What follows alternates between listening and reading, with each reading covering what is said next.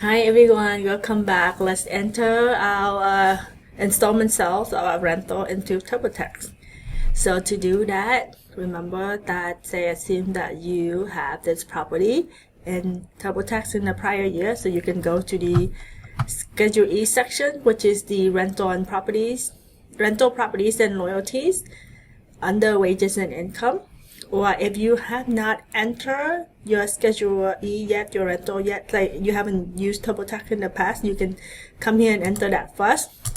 But in our case, we're just going to assume that we have it, but we already entered. So this is our rental property. We click edit, right? So in the rental property info, under the situation, because remember you have the option to mark it sold or it post up, but leave it empty because you don't mark it sold until the last year. Like when you receive the last payment of the installment sale, you would click that. Was this rental rented every single day in 23? So yes. So remember the situation should be none, yeah. So I want to check on that, and then you have 23 your information like the rental income and the expenses that you rented out for part of 23 until you sold it. So make sure you enter all of that first, right? And then we should have under assets here, right, we should have rental property, and it should be here because usually this is the depreciation area, so you want to go in here, and you might have extra because you might have like dishwasher appliances or whatever improvements, so you might have a long list, but we're going to dispose the rental for example. So you click edit, and then you want to choose rental real estate property. It's checkbox, so check that. And next you want to check residential rental real estate, and continue, right? And then this information should be in here, but if you enter it for the first time, then you're gonna need to enter that, like the description of the rental. So usually it's just the street address. The cost that we pay for it is $600,000 for example, and out of that $600,000, the cost of land is 120 rand.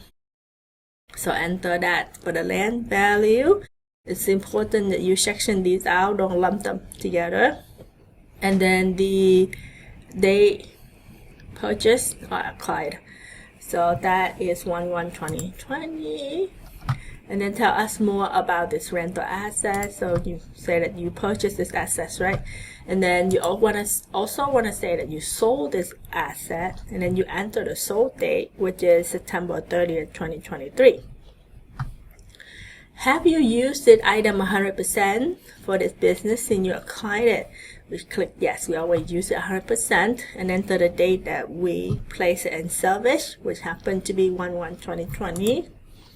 Click continue, then confirm our prior depreciation. If you have used TurboTax in the past, we're going to carry the information for you, or it usually can calculate it for you, but you can always double check the information to make sure it enter the right amount. So you want to check your prior year, look at the depreciation, so I'll give you some instruction for that. Our number here is correct. Any special handling required? Even though it says this asset was a rental home office improvement, you still want to say no for the sake of our thing. Is it a home sale? Was it a sale of your main home? No, it's always a rental. And then this is a very key, important screen, right? You don't want to miss this because your number gonna kind of screw up a little bit if you miss this part. So remember, in our number that we was gonna enter, right? Remember what we talked about, the selling price. Yeah, the selling price total is $750,000, but the assets portion, the building is only 600K. The land portion is 150K. How do you know the information? You can look at the one of the you can get an appraisal. So usually when the appraisal come back when you sold the property, it can have information. If you don't have an appraisal report, you can look at the county tax record and see how much, what a percentage or how much they put the land portion is. So you can use that as a percentage, and then you times the selling price to give you the land portion. So you can do that. So very important, yeah. So asset sale price, so at 600K, you have to put it, you have to separate it, because the way that it's calculate your depreciation recapture, when you do this like this, it's gonna calculate correctly. If you don't do it like this, it's gonna not be a good number for you to look at. So right now, the installment sale have not taken effect yet, right? So because installment sale have not taken effect, it's basically saying you have this much in capital gain and losses. So let's see how much we're gonna save. So we're gonna have to pay extra in the federal, like 41K, and for Hawaii, about almost 16K extra. Not counting our W-2 too, because our W-2 I was kind of zeroed out already with the tax liability.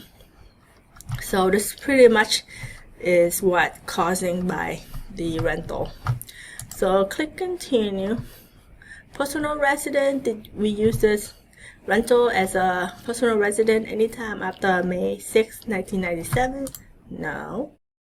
Is it an installment sale? Do we want to report installment sale? Remember, this is another key question.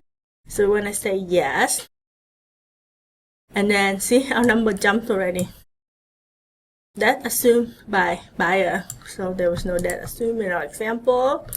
And then the principal and interest received in 23, the current year. So the total principal payment received is $110,000. And then the interest is only $1,200. Receive mortgage payment. That's a yes. We'll sell a home. The buyer live in the home as the main resident.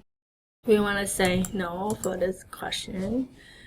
Related party sale, no, because if this you check yes, it's gonna disqualify your installment sale, because you cannot do installment sale to related party, yeah. So related party sale, no. So you could see that it is telling us, so out of this 31,387 of installment sale income, so the long-term capital gain is 4,400, right? And the gain on section 1250 property is 26,987. So you can see the difference, right? So AMT differences, no. So there you have it. It's our property, yeah. And look at our number have jumped down significantly, right, for Federal and Hawaii. So look at our income. Basically, we still have that 150K in our W-2, just for the sake of example. And then the capital gains, 31,387, that go into probably Schedule D. And then the interest income, 1,200 that go to Schedule B, and this is just our Schedule E rental loss, because we had the depreciation and a lot of expenses, so we had a loss. So that is our income and deduction and taxable income, and our taxes. So taxes, because we use 17,000 withholding for federal, so just to wipe out the 150K W-2, it's supposed to be zero tax from that. So the additional tax that you see here is allocated to the installment sale. So great, you can see it saved you so much more in taxes. The taxes compared to just sell the property outright, right? So hope you find it useful. I'll see you at the next video.